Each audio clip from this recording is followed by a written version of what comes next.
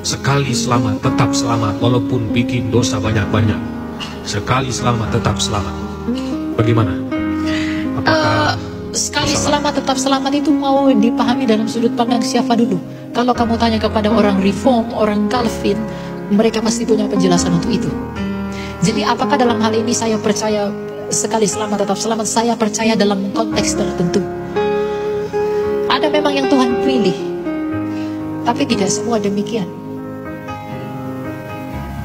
Jadi kalau ada orang berpikir bahwa saya udah Kristen, saya tetap selamat meskipun saya bebas berbuat dosa, artinya kamu dengan mengatakan itu kamu bukanlah seorang Kristen.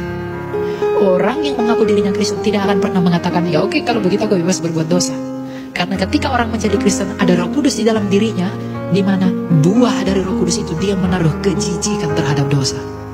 Roh Kudus itu memurnikan dan menguduskan ia, sehingga orang yang dimurnikan Roh Kudus itu ingin keluar dari dosa, bukan ingin terus di dalam dosa. Jadi kalau ada orang Kristen merasa bahwa dia mengaku dengan mulutnya bahwa dia adalah Kristen, tapi dia terus berenang dalam dosa, dia tidak mau keluar dari dosa, kamu bukan Kristen. Karena bukti kamu Kristen adalah ada Roh Kudus di dalam kamu. Dan bukti bahwa Roh Kudus di dalam kamu, kamu tidak suka terhadap.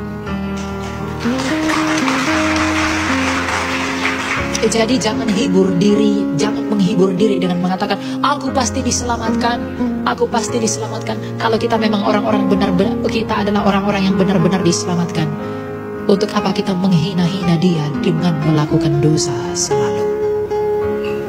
Bukan berarti orang Kristen gak boleh jatuh dalam dosa ya. Orang Kristen pasti jatuh dalam dosa loh. Tapi orang jatuh dalam dosa dengan menghidupi dosa itu berbeda. Orang yang sungguh-sungguh percaya kepada Yesus akan berusaha ingin keluar dari dosa. Seperti bebek dan ayam. Kalau ayam jatuh ke dalam air, meskipun dia di dalam air itu, dia gelisah dalam air itu. Dia pengen keluar terus, berusaha ingin keluar dari air itu. Begitulah orang Kristen. Ketika dia jatuh ke dalam dosa, dia ingin selalu keluar dari dosa itu. Berusaha terus karena dia gak suka dengan dosa itu. Tapi karena dia lemah, dia masih belum sempurna. Beda dengan bebek, masuk dalam air. Ketika dia masuk dalam air, berenang terus, gak mau keluar. Nah ketika ada orang jatuh dalam dosa, aduh udahlah nikmati aja terus, gak mau keluar. Itu tidak orang percaya. Karena bukti kamu percaya bahwa kamu memiliki apa? Kejijikan terhadap dosa. Nah dalam konteks yang demikian itulah sekali selamat tetap selamat itu bisa diterima. Tapi kalau dalam pengertian sekali selamat tetap selamat, lalu itu kamu jadikan menjadi alasan bebas berbuat dosa, hidup terus, nggak boleh. Itu namanya mempermainkan dalam Galatia dikatakan jangan sesat. Allah tidak membiarkan dirinya dipermainkan, gitu ya. Iya. Teman-teman silakan memberikan komentar Anda, apakah Anda setuju ya mengenai penjelasan dari Elia Myron ini ya mengenai ya sekali selamat tetap selamat ya, karena kalau menurut saya bahwa apa yang disampaikan oleh Elia Myron ini sangat setuju teman-teman ya, walaupun kita sudah diselamatkan oleh Tuhan Yesus Kristus, tetapi ya kita juga harus ya merespon keselamatan itu. Ya, bagaimana cara kita untuk merespon keselamatan itu? Yaitu dengan melakukan ya kehendaknya. Ya, seseorang yang sudah diselamatkan ya tentu hidupnya itu tidak sembarangan lagi. Ya, tentu hidupnya itu harus sesuai dengan keinginan yang menyelamatkan dia.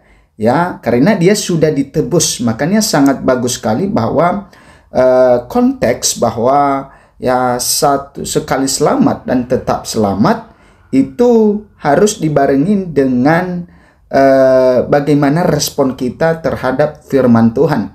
Karena ketika Tuhan Yesus Kristus menyelamatkan kita, maka dia juga mengajarkan kita dengan firman-Nya. Ya, kita harus menjauhi berbagai perbuatan-perbuatan daging. Nah, apa itu perbuatan daging yang dimaksud? Ya, ada di dalam Galatia pasal 5 ayat 19. Di sini dikatakan bahwa ya percabulan perbuatan daging telah nyata, yaitu percabulan, kecemaran, hawa nafsu, penyembahan berhala, sihir, perseteruan, perselisihan, iri hati, amarah, kepentingan diri sendiri, percideraan, roh pemecah. Kemudian ayat yang ke-21, kedengkian, kemabukan, pesta pora, dan sebagainya. Terhadap semuanya itu kuperingatkan kamu, seperti yang telah kubuat dahulu, bahwa barang siapa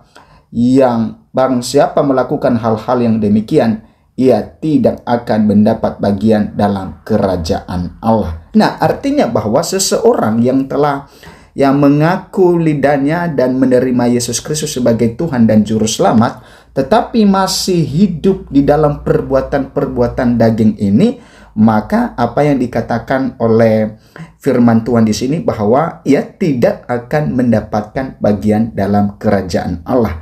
Artinya bahwa ketika Tuhan telah menebus kita, ketika Tuhan telah menyelamatkan kita, maka kita harus melakukan apa yang dikehendaki oleh Tuhan.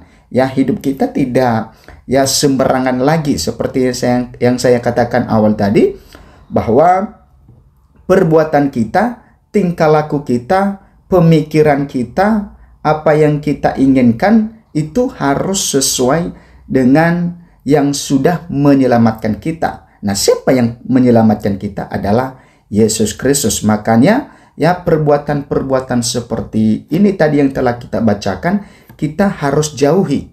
Nah, bagaimana perbuatan apa yang seharusnya kita lakukan? Yaitu dengan kasih, perbuatan roh. Nah, apa itu perbuatan roh, teman-teman? Nah, di sini dikatakan tetapi buah roh ialah kasih, sukacita, damai sejahtera, kesabaran, kemurahan, kebaikan, kesetiaan, kelemah lembutan, penguasaan diri. Tidak ada hukum yang menentang hal itu. Barang siapa menjadi milik Kristus, ia telah menyalibkan daging dengan segala hawa nafsu dan keinginannya. Jikalau kita hidup oleh roh, baiklah hidup kita juga dipimpin oleh roh. Dan janganlah kita gila hormat, janganlah kita saling menantang dan saling mendengki. Nah, di ayat yang ke-24 ini sangat menarik, teman-teman. Katanya, barang siapa menjadi milik Kristus Yesus, ia telah menyalibkan daging dengan segala hawa nafsu dan keinginannya. Nah, perbuatan-perbuatan yang ini tadi, perbuatan daging tadi dari ayat 19 sampai ke-21 itu kita harus salibkan itu. Jangan kita melakukan itu. Nah, sehingga nantinya kita mendapat bagian dalam kerajaan Tuhan sendiri. Nah, itu teman-teman dan silakan teman-teman kalau ada penjelasan lebih lagi, silakan memberikan di kolom komentar, dan semoga Tuhan Yesus memberkati kita semua.